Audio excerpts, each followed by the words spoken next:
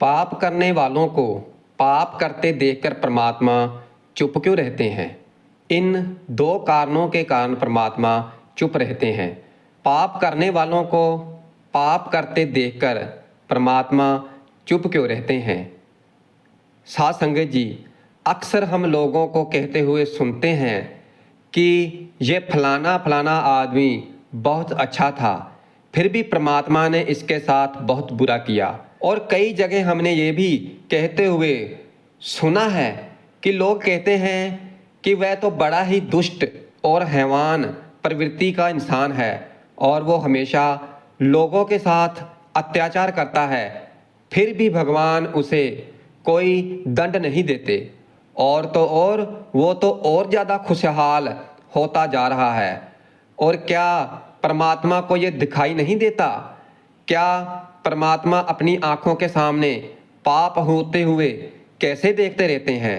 और इस तरह तो लोगों का परमात्मा से विश्वास ही उठ जाएगा। इसलिए हम आपको दो कारण बताएंगे कि परमात्मा पाप होते हुए क्यों देखते रहते हैं। तो पहले ये एक छोटी सी कथा सुनते हैं। एक गांव में भगवान विष्णु का एक बहुत ही सुंदर मंदिर था और उस मंदिर की देखभाल करने के लिए उसी गांव का एक व्यक्ति था जो उस मंदिर की देख रेख करता था और वह सुबह शाम मंदिर की सफाई करता था और वो दोनों समय परमात्मा की पूजा भक्ति करता था। और वो व्यक्ति बहुत ही गरीब और दुखी था। मंदिर में आने वाले श्रद्धालुओं द्वारा उसे जो कुछ भी दान दक्षिणा मिलती थी तो वो उसी से अपने परिवार का पालन पोषण करता था। और मंदिर की सेवा संभाल करते हुए वो हर रोज भगवान की प्रतिमा के सामने खड़ा होकर अपनी जिंदगी से जुड़ी निजी शिकायतें करता रहता था। कभी घर की बातें, कभी अपने परिवार की बातें और कभी दुनियादारी के उलाहने। और फिर एक दिन की बात है कि वो भगवान की प्रतिमा के सामने खड़ा होकर कुछ शिकायतें भगवान से कर रहा था कि हे भगवान, आपकी ज़िंदगी कितनी आरामदायक है। आप तो केवल मंदिर में एक जगह खड़े रहते हैं और लोगों की प्रार्थनाएं सुनते रहते हैं। कोई तुम्हें लड्डुओं का भोग लगा जाता है और कोई प्रसाद चढ़ा जाता है। तरह तरह की मिठाइयाँ आपको यहीं खड़े खड़े मिल जाती हैं। आपका जीवन कितना आसान है और दूसरी तरफ मेरी ज़िंदगी कितनी कठिन है। छोटी सी ज़िंदगी है और उसमें भी दुख तकलीफ़ें कष्ट परेशानियाँ भरी पड़ी हैं। पूरे दिन मेहनत करता हूँ, फिर कहीं जाकर 2 समय का भोजन मैं अपने परिवार को दे पाता हूँ। और उन पापी पाखंडियों को ही देख लो, दिन रात बुरे कर्म करते रहते हैं और फिर भी मज़े की ज़िंदगी जी रहे हैं। हे परमात्मा, अगर मेरी ज़िंदगी भी आपकी तरह होती तो मेरा जीवन कितना खुशहाल होता। और फिर अपने सेवक की ऐसी बातें सुनकर भगवान से रहा नहीं गया और फिर वो मूर्ति में से प्रकट होकर कहने लगे कि हे वस्त, तुम गलत सोच रहे हो। तुम जैसा सोचते हो वैसा कुछ भी नहीं है, क्योंकि दूर से देखने पर सभी का जीवन अच्छा ही दिखाई देता है और फिर जब हमें उसकी वास्तविक जिंदगी का पता चलता है तो ये तो मुझसे भी ज़्यादा दुखी है, परेशान है। इसका जीवन तो मुझसे भी ज़्यादा कठिनाइयों से भरा हुआ है और तुम मेरी ज़िंदगी को आसान समझ रहे हो। मेरा जीवन उतना आसान नहीं है जितना तुम समझ रहे हो। मुझे भी बहुत सारी चीज़ें देखनी पड़ती हैं और बहुत सी व्यवस्थाएं बनानी पड़ती हैं, बहुत सी चिंताएं हैं। अच्छे के साथ अच्छा कैसे हो और बुरे के साथ बुरा कैसे हो, ये सब सोचना पड़ता है। और कोई किसी असहाय को सताता है और कोई दुखी को और दुखी करता है तो उसकी रक्षा करनी पड़ती है। मेरी जिम्मेवारी जिस दिन तुम समझ जाओगे तो उस दिन तुम्हें मेरी मेहनत के बारे में भी पता चल जाएगा।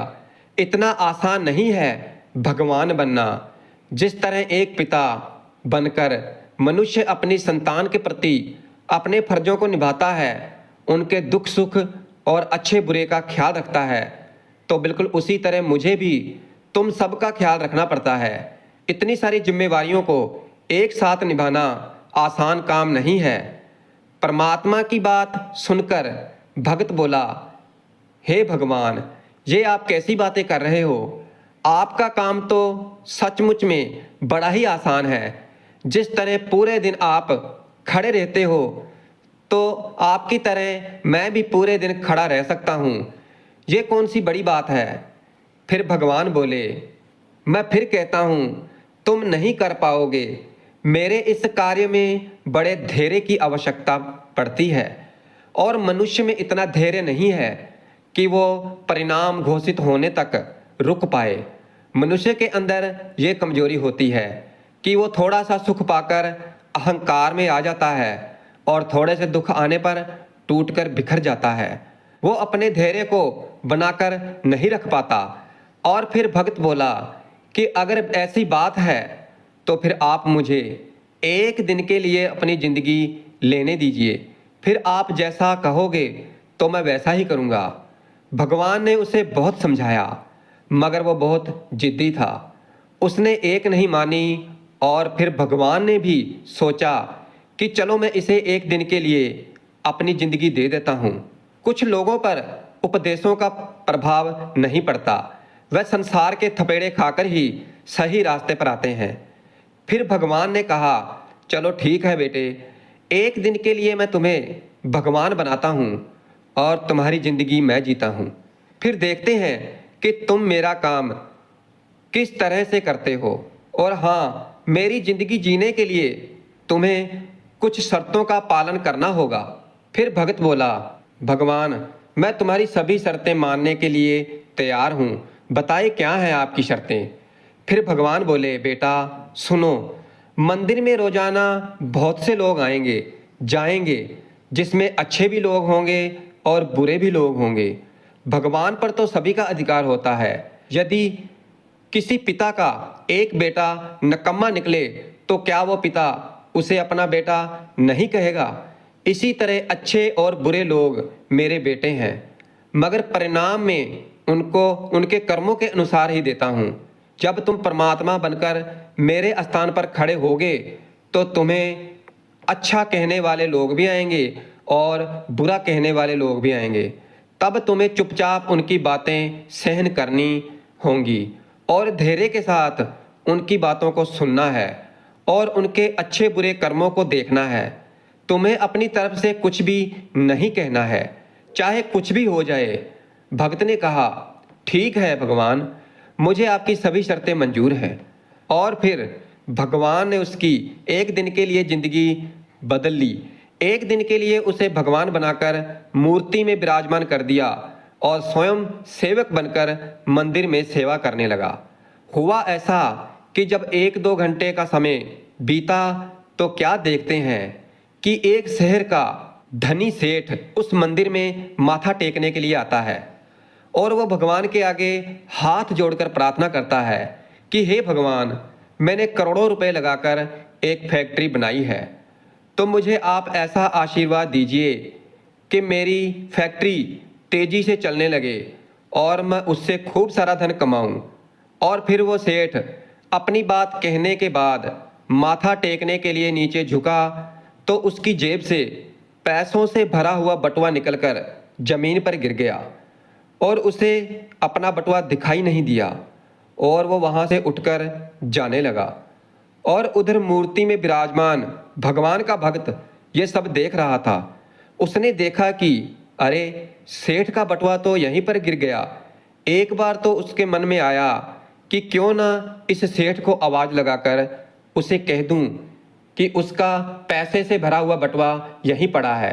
मगर फिर उसे भगवान की शर्त याद आ गई कि परमात्मा ने कहा है कि चाहे अच्छा हो या बुरा, तुम्हें बोलना नहीं है, तुम सिर्फ उसे देखते रहना। और फिर ये सोचकर भगवान बना हुआ वो भक्त चुपचाप खड़ा देखता रहा। और फिर तभी उस मंदिर में एक बड़ा ही गरीब आदमी आया। वो गरीब आदमी भगवान की मूर्ति के सामने खड़ा होकर कहता है कि हे भगवान, मैं बहुत गरीब आदमी हूँ और मैं बहुत दुखी हूँ, परिवार का पेट पालना भी बहुत मुश्किल हो गया है। घर में माँ बीमार है, उसके इलाज के लिए घर में पैसे नहीं है, तो मैं कहाँ से व्यवस्था करूँ? कुछ समझ नहीं आ रहा है कि आगे का जीवन कैसे चलेगा। आज मेरी जेब में मात्र 10 रुपये हैं। इससे ना तो एक समय का राशन ही आ पाएगा और ना ही माँ की दवाई। इसलिए कृपा करें भगवान, जिससे मेरी ज़रूरतें पूरी हो जाएं। और फिर इतना कहकर वो व्यक्ति वहाँ से जाने ही वाला था कि तभी उसकी नज़र पैसों से भरे उस बटुए पर पड़ी और फिर उसने जल्दी से बटुआ उठा लिया और उसमें बहुत सारे पैसे देखकर वो मन ही मन खुश होने लगा और भगवान को धन्यवाद देने लगा कि हे भगवान, आप सच में बहुत महान हैं। आपने मेरी प्रार्थना इतनी जल्दी सुन ली और अब मैं इन पैसों से पहले तो अपने परिवार के लिए भोजन की व्यवस्था करूंगा और माँ का इलाज कराऊंगा। और फिर भगवान को धन्यवाद देकर वो वहाँ से जाने लगा। और इधर भगवान का भक्त वह सोचने लगा कि अरे, ये बटुआ तो उस सेठ का है और ये गरीब आदमी उसे उठाकर ले जा रहा है। एक बार तो उसके मन में आया कि आवाज़ देकर इसे बता दूं कि ये बटुआ उसका नहीं है बल्कि सेठ का है। मगर तुरंत ही उसे भगवान की वो शर्त याद आ गई कि भगवान ने तो मुझे बोलने के लिए मना किया है। इसलिए वो चुपचाप मौन बनकर खड़ा रहा। उस गरीब आदमी के जाने के बाद मंदिर में एक व्यक्ति और आता है। वो व्यक्ति एक सैनिक था जो 1 महीने के लिए युद्ध पर जा रहा था। वो मंदिर में भगवान से इतनी प्रार्थना करने आया था कि उसकी यात्रा सुरक्षित रहे। वो 1 महीने के बाद सही कुशल अपने घर लौट आए और वो सैनिक प्रार्थना कर ही रहा था कि इतने में वही सेठ कुछ पुलिस वालों के साथ मंदिर में दाखिल हुआ, जिसका पैसों से भरा हुआ बटुआ मंदिर में रह गया था। सेठ ने पुलिस से कहकर उस सैनिक को पकड़वा दिया और कहने लगा कि मेरे बाद मंदिर में यही व्यक्ति आया है, इसने ही मेरा बटुआ चोरी किया है। और फिर पुलिस वालों ने उस सैनिक को गिरफ्तार कर लिया और उसे पकड़कर ले जाने लगे। और ये बात भगवान बने हुए भक्त को बिल्कुल भी अच्छी ना लगी, उससे सहन ना हुई, क्योंकि वो सैनिक तो बिल्कुल निर्दोष था। बटुआ तो वो गरीब आदमी लेकर गया था और उसको ये अन्याय होता देखा नहीं गया। वो भगवान के शब्दों को याद करके चुप रहना चाहता था, क्योंकि भगवान ने उसे बोलने के लिए मना किया था, मगर वो उस अन्याय को चुप रहकर देखना भी नहीं चाहता था। वो जानता था कि उसके चुप रहने से एक बेकसूर आदमी को सजा हो जाएगी। और फिर उससे रहा नहीं गया और फिर वो बोल ही पड़ा कि हे सेठ, तेरा बटुआ इसने नहीं चुराया है, तेरा बटुआ तो इससे पहले मंदिर में आया एक गरीब आदमी ले गया है। मैं भगवान हूँ और मैंने सब कुछ देखा है। अब भला पुलिस वाले भगवान की बात क्यों ना मानते? उन्होंने तुरंत उस सैनिक को छोड़ दिया और उस गरीब आदमी को पकड़ लाए और उससे सेठ का बटुआ भी ले लिया। फिर वो बेचारा बड़ा ही निराश हुआ और उधर जब 1 दिन का समय पूरा हुआ तो भगवान मंदिर में आए और उस भगवान बने हुए उस भक्त ने पूरे दिन का घटनाक्रम भगवान को सुनाया और बड़े ही गर्व से कहा कि हे भगवान, आज मैंने एक सैनिक के साथ हो रहे अन्याय को रोक लिया। देखो, एक दिन भगवान बनकर मैंने कितना महत्वपूर्ण कार्य किया है। और फिर भगत की बात जब भगवान ने सुनी तो फिर भगवान कहने लगे, तूने न्याय नहीं अन्याय किया है।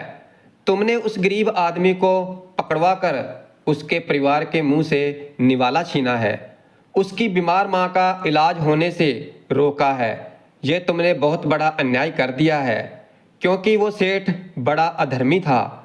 उसने पाप कर्म करके करोड़ों की दौलत जोड़ रखी थी, गरीबों का पेट काट कर उसने वह धन जोड़ा है।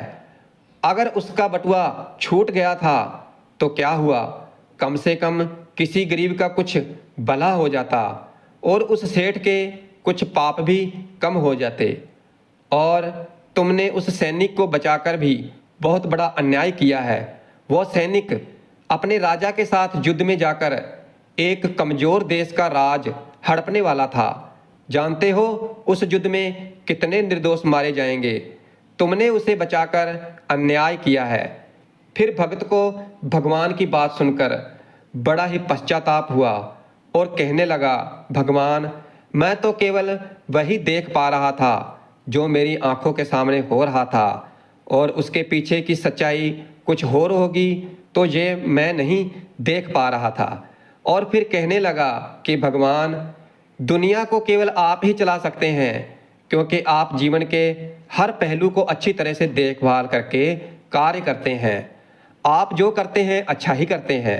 गलत तो हम हैं जो जीवन की वास्तविकता को समझ नहीं पाते और उससे पहले ही आपको दोष देने लग जाते हैं।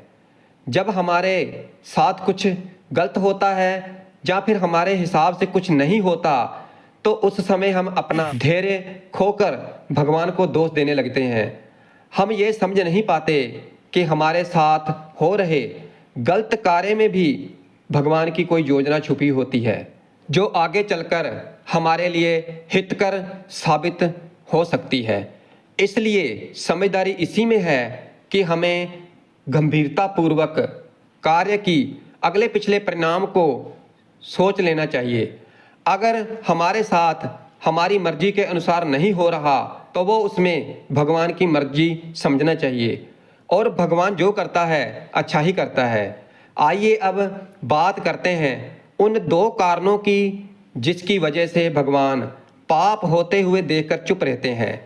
पहला कारण तो यह है कि भगवान तब तक आपकी सहायता नहीं करेंगे जब तक आप दुनिया वालों के भरोसे रहेंगे।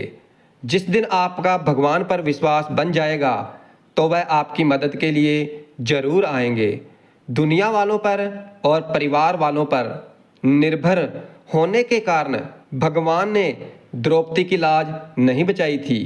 जब तक द्रौपदी को लग रहा था कि मेरे बुजुर्ग भीष्म पितामह, गुरु द्रोणाचार्य, कृपाचार्य, विदुर और मेरे 5 सूरवीर पति मुझे अपमानित नहीं होने देंगे, तब तक उसने भगवान को याद नहीं किया।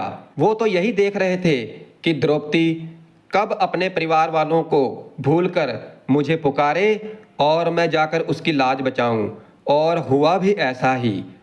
परिवार की और दुनिया वालों की आस छोड़कर द्रौपदी ने अंत में भगवान कृष्ण को पुकारा और फिर भगवान ने बिना देरी किए उसकी लाज बचाई। दूसरा कारण है कि भगवान प्रारब्ध कर्म भी देख कर चलते हैं कि किसको कहाँ पर किस कर्म का दंड मिलना चाहिए, किसको किस कर्म का फल मिलना चाहिए। वह आपके अगले पिछले सभी कर्मों को देखकर हिसाब किताब करते हैं और उसी के आधार पर अच्छा बुरा होता है। इसलिए परमात्मा पर विश्वास रखें और अपने आप को परमात्मा को समर्पित कर दें, तो फिर आपका कभी भगवान बुरा नहीं होने देंगे।